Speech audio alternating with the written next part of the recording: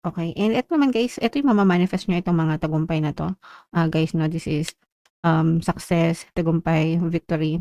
Yung iba sa inyo, mga kapiksi 'no, ibig sabihin magiging kung ano man yung current na pinagkakaabalahan mo ngayon as a source of income, parang hindi kayo titigil hanggang hindi kayo, magtatagumpay. So kunwari nasa content creation kayo, very consistent yung energy na nakikita natin dito mga kapiksi at saka yung iba sa inyo willing kayo na, makipagsapalaran 'no, kahit na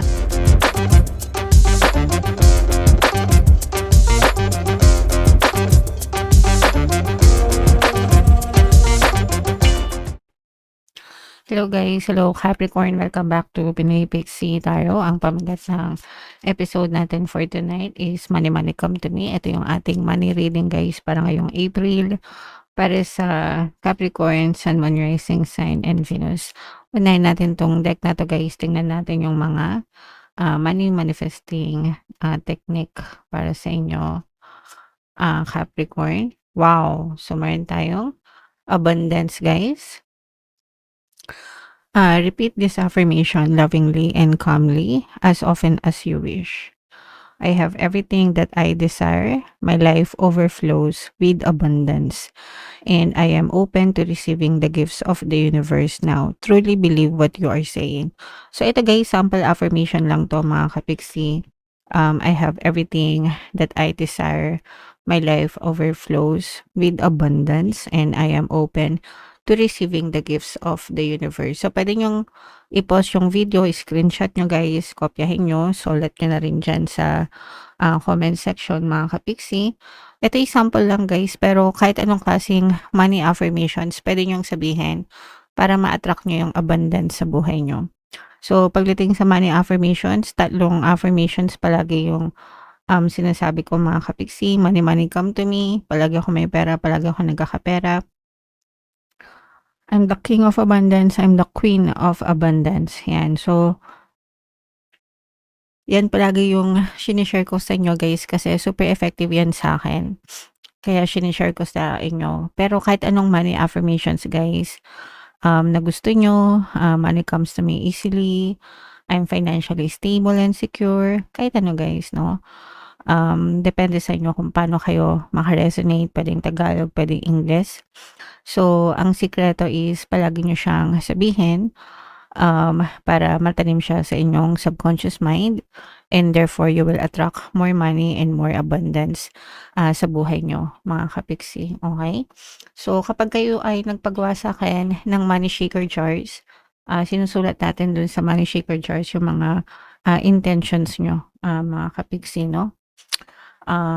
Yeah, para maka-attract din ng abundance sa inyo, guys, okay?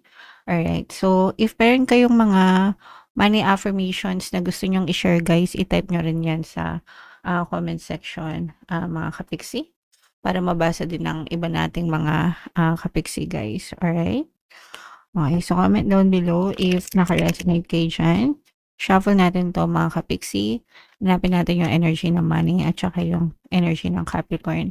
Habang sinashuffle ko to, panoorin nyo muna guys yung video natin regarding sa ating paano mag-manifest ng abundance video course. Kapiksi, sawa ka na ba sa mga struggles at hirap sa buhay mo? Masipag ka ba at masikap sa buhay ngunit hindi ka pa rin umaasenso? Ilang beses ka na bang nag-attempt mag-negosyo at mag-invest pero palagi ka pa rin nalulugi? Sa pagkakataon na ito ay maaaring may subconscious beliefs ka na nagiging balakid sa iyong pag-unlad at pagyaman.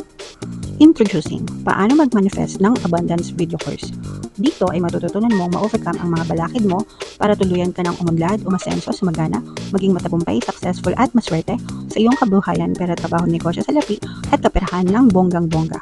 Dali, mag-send na ng email sa pinoypixie@gmail.com at simulan na ang iyong pagyaman ngayon. Alright, so sa lahat ng gusto mag-avail ng course guys, meron tayong paano mag-manifest ng abundance video course, paano mawala ang third party, at magkaroon ng harmonious na relationship, paano pabalikin si ex, vice breakup sa mga interesado guys. Mag-send lang kayo ng email sa pinoypixie@gmail.com. And sa mga naghahanap ng pampaswerte guys, meron tayong money shaker jars, tsaka itong bracelets mga kapiksi. So, ito yung ating WhatsApp number, i-chat nyo lang ako dyan mga kapiksi. So, Capricorn, kayo ay represent ng King of Pens. Ito yung ating money energy mga kapiksi. This is both positive and negative guys, no? So, yung iba sa inyo, ayan, eto guys, mag-ingat kayo sa mga manloloko. Yung iba sa inyo guys, puwedeng naloko na, puwedeng currently 'no, naloko na kayo, na-scam na kayo mga kapiksi and naghihirap, parang nagdudusa kayo kasi yung iba sa inyo hindi niyo alam kung paano niyo mababawi yung mga pera na na-scam sa inyo guys. Puwedeng scam na literal na na-scam talaga, yung iba naman puwedeng natakbuhan ng pera. Kung kayo ay may mga kaibigan, kakilala, kamag-anak, ganyan, na tipong nangutang ng pera sa inyo tapos hindi na binalik 'no, natakbuhan na, in short mga kapiksi. So, yeah, medyo, nagdudusa ang inyong mga, puso, sa ngayon mga kapiksi dahil dun sa mga, nangyari sa inyo and, yeah, so palagi ko ngang sinasabihan kayo guys na mag-ingat kayo sa pagpapautang, sa pagpapahiram ng pera guys. Okey lang magpautang basta kilala niyo yung mga pinapautang niyo, mga kapiksi at saka huwag kayong magpautang nung sobrang laki na yung tipong iiyak talaga kayo 'pag hindi nabalik sa inyo 'no. Okey lang yung mga, magpaluwal kayo ng, maliit na halaga. Yung kumbaga, yung kaya mo na mawala sa'yo, yung tipong hindi ka iiyak kahit hindi na, binalik sa inyo mga kapiksi, okey? Kasi yung iba, nagkakasira talaga 'no, yung relasyon dahil sa, pera mga kapiksi, okey? So, mag-ingat kayo guys sa mga, manloloko at saka mag-ingat din kayo dun guys kasi yung iba sa inyo puwedeng naghahanap kayo ng mga trabaho, mapagkakakitaan, pero yung mga nakikita niyo scam 'no, yung sasabihin, hiring kami, kunwari hiring, kunwari trabaho, yun pala ano magbabayad. Saan ka nakakita ng trabaho na pagbabayarin ka para kumita ka, 'di ba? So, hindi gano'n. Yung mga legit na trabaho mga kapiksi 'no. So, yeah, maging mapanuri guys sa mga, transaksyon, sa mga deal, sa mga tao sa paligid niyo para hindi kayo, maloko mga kapiksi, alright? Okey, and eto naman guys, eto yung mama-manifest niyo itong mga tagumpay na 'to. Guys 'no, this is, success, tagumpay, victory. Yung iba sa inyo, mga kapiksi 'no,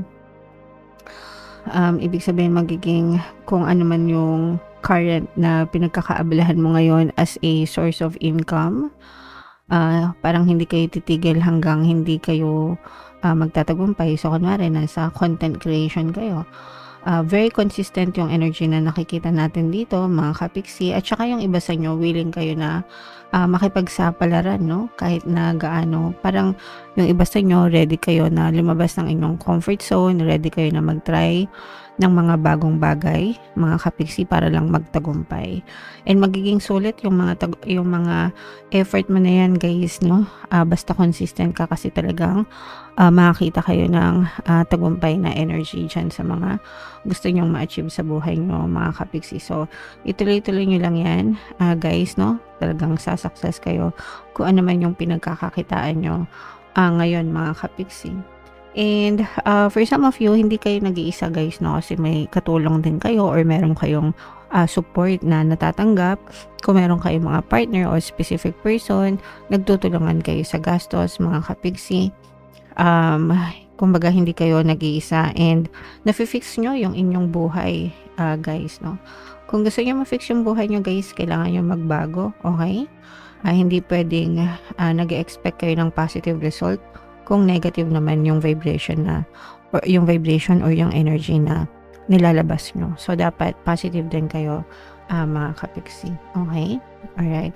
So, what else guys, tingnan pa natin. Eto guys, kung meron kayong mga bata, kung may mga bata sa, buhay niyo mga kapiksi, puwedeng nakakatulong din sila 'no, sa pag-angat ng inyong, pamumuhay, guys no, or kumbaga kasi yung mga bata nowadays guys 'no, merong mga bata na mature talaga and, lalo na yung mga laki sa hirap ganyan, na parang nakikita nila yung paghihirap ng magulang nila and, nagkukusa sila na tumulong 'no, para, kumita 'no.